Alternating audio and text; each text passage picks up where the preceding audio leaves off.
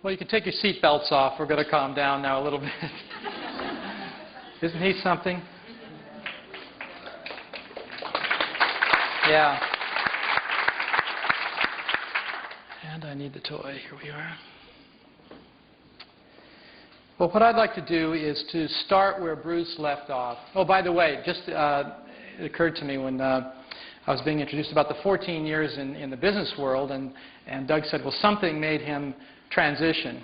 I can tell you he was living in fear for 14 years. It was living in protection. I don't know if you spend any time in the corporate world, but there's a tendency to circle the wagons and hope it's you're going to be safe. So I had done my time there. I saw a lot of pain. I saw a lot of opportunity, but in the position I was in, I couldn't do much with it. And so I really felt in the midst of really having everything that you're supposed to want. Good job, big bucks, all the creature comforts you could ask for. But what I noticed was my soul was hurting. I wasn't okay there. I wasn't okay just getting paid to do something I really didn't want to do and to sell something I didn't care about. So that was a crisis in a sense for me, but it was a real spiritual emergence as well. It was a coming out. It was a time to choose. Did I want to do my heart's desire, or did I just want to fold into the norm and do what I was expected to do? And I made the change. And 14 years later, I can highly recommend doing it. It's challenging at the time, especially when I did it and the way I did it, because I walked away from a very high-paying job, and it was a very good job by all people's standards, but it wasn't feeding the right part of me. So I'm here tonight, and I'm really grateful to Doug and to Bruce for the opportunity to share with you some of the things I've discovered over the last 14 years about the nature of change and about the nature of beliefs and their effect on our lives.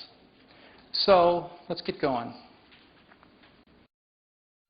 I want to start with Bruce's conclusions, plus one that I added to the list. Do you remember his slide that said perception controls behavior? Very powerful words coming especially from a biologist. Perception controls the genes. Perception rewrites genes. And where I'm going with this is perception also rewrites behavior. I expect there's just 2 or 3 of you in the room maybe that might have a few behaviors you'd like to rewrite. I certainly did, especially 14 years ago, and so my search was to find the easiest, sanest, most effective, and quite frankly, the most painless way to do it. Graduate school didn't teach me about the painless part. In fact, it was all about go back, find the pain, work through the pain, and that's the only way to change your beliefs. I do have a different story to tell you at this point, quite a lot different than that schooling. The thing about perception, because Bruce used the word a lot and then he squeezed it together with the word belief, I'd like to make a little bit of a distinction there for us this evening. Perception, in my opinion, is awareness. The dictionary calls it awareness, but it's shaped by belief. Belief actually precedes perception. And I'm going to be talking about how that happens, but the important fact about it is that beliefs control your perceptions. If you rewrite the beliefs, you can rewrite perception. And if you rewrite the perception, you can rewrite the genes and the behavior. So there really is no distinction, if you're in the healing arts, especially the complementary ones, between mind and body. It's just a different expression of us, who we are.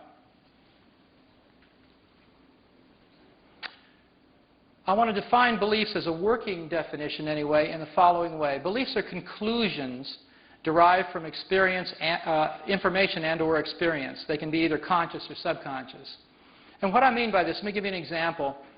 Beliefs derived by conclusions from information would be the kind of thing that would happen if you got jury duty and you weren't at the event that's being tried. Let's say it's a criminal case.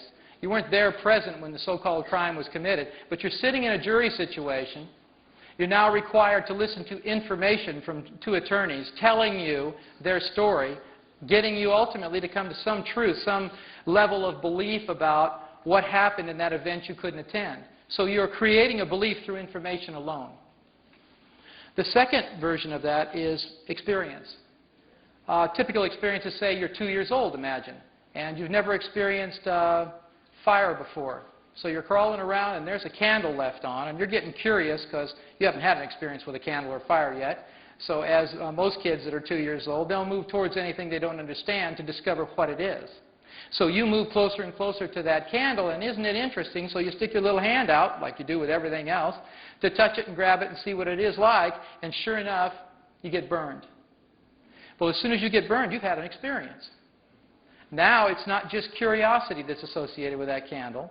There's an experience and a conclusion that is drawn from touching that fire, which turns into a belief, which ultimately, as I'll show you, affects your future perception of candle. In the beginning, there's not much of a differentiated perception, but after an experience like that, there certainly is. And then I'm going to talk a lot more about the conscious and subconscious mind, because this is where, in my opinion, the greatest amount of ignorance exists in mainstream psychotherapy, is that we've been trying to change subconscious beliefs with lots of conscious means. And it turns out the two minds are so different that it's no wonder it doesn't work very well. Your beliefs actually determine your biological and behavioral reality. If I had to just describe Bruce's presentation in total in one statement, this would be it. Virtually every part of our lives is governed by our belief systems. And we'll talk about that a little more too. Do you remember this slide? Here's the filter representing our belief systems. And if you look at it from this point of view, it's really a powerful thing to witness. Beliefs are really the filters of reality. You don't see the world as it is. You see the world as you are. In fact, you can't not do that. It's the most interesting thing is that each of you sitting out there looking at this presentation are actually having a very different experience of it. You all have the illusion it's the same experience. You'll talk about having been here, but it's not the same experience for you at all. Your set of filters about who I am, what I'm saying, where this place is, how you're feeling right now, that all profoundly affects your experience of this evening. So you think, well, it was a fact, here's what happened. But then you start talking to your friend that you came with or someone else that attended this particular event, they had a very different experience. So it's always that way. And if you can remember that, as soon as you're thinking, well, I've got the facts straight about something, remember, the facts are your subjective opinion, your filters of reality. And that's what perceptions are all about. That's what really matters here. Beliefs create perceptions, and they affect virtually every area of your life, as I mentioned. Self-esteem, for instance. I mean, your perceptions either define you as worthy or worthless in relationships, either loved or unloved. With respect to prosperity, that's a pretty popular one. You either can attract money easily in your life, or your perception is it's hard to get and hard to keep, and you'd mismanage it anyway. You look at your job performance. If your perception of yourself as a competent person or an incompetent person, it's going to make a heck of a lot of difference in terms of how you perform your job, and also the perception of others, of course. Mental health, you can see yourself as generally a happy person or a depressed one. Physical health, I mean, Bruce's presentation makes that pretty clear. The psychology profoundly impacts the biology of the body. Spiritual outlook, we have so many different spiritual systems and ways of looking at the hologram of God, so to speak, and all of the facets of it, that it is about perception when we're looking that causes us to believe and act in the way we do. And of course, the list goes on and on. You remember this slide? This is our friend Ecstasy. She represents joy. She represents growth in Bruce's model, moving towards something that's pleasurable. Do you remember this one? The Scream, it's called. So this one, of course, represents protection and fear. So my question to you is, if you had a choice, if you could choose between living like this, having your life and the undertone of your life being this feeling that you get when you look at this, or this, which would you choose? Oh no, let's review again. It's a tough choice. Would it be her? Or would it be him? Right, if you're having any trouble deciding here, or if you've decided you'd prefer this one, I only have one recommendation. See your doctor immediately and get your medication adjusted. Because under normal conditions, people are going to pick her. We want consciously to have our lives work. We want our lives to be filled with joy and pleasure and